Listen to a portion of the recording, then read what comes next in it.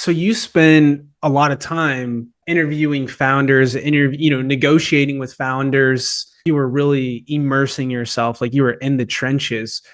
What are some patterns of really effective and powerful founders that you saw time and time again in these conversations?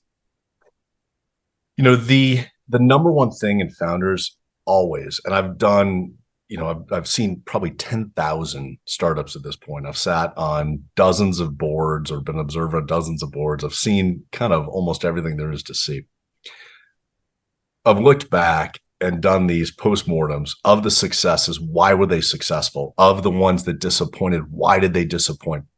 The number one characteristic on the successful ones is founder integrity, which sounds maybe like a cliche or maybe obvious, but ends up being hugely, hugely important. I had in that company I was talking about earlier where I offered to double their last price.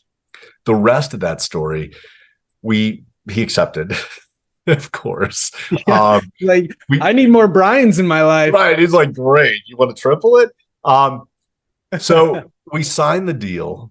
There was a 5-day lag between when we signed and when we are going to be wiring the money. The day after we signed, he called me up. This was a medical device company, and they had been testing their device in animals, which had looked great. But he said, Brian, I've got to share something with you. We, as part of the animal testing, we euthanized the animals after this test, which is a standard procedure. And while they looked totally healthy on the outside, they were incredibly unhealthy. And there were all these problems on the inside. And our device doesn't work. And I can't take your money. I can't knowingly, even though you've signed, even though you're legally obligated to wire me money in 5 days, I can't in good conscience take it. So, I don't know, this might be the end of our company, but I couldn't live with myself if I didn't call you up and share that right away. And I said, wow, okay. You literally could have kept your mouth shut, waited 5 days, received millions of dollars from us, and then told me, and there'd be nothing I could do about it. But instead, you called when you didn't have to. You did the right thing when you didn't have to.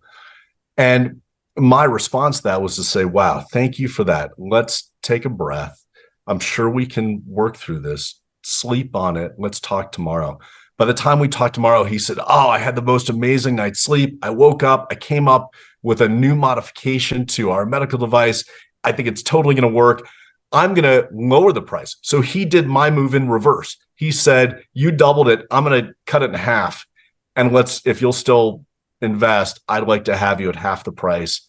Let's do this together. It ended up being an amazing investment in a remarkable amount of time. And that integrity that he showed led to an incredible partnership, which I think also led to incredible success. So there are lots of characteristics that are meaningful in a founder that make founders successful, but that integrity ends up being something that I think pays dividends many times over in the long run, even when it doesn't seem like it will, or it seems like it might not in the short run.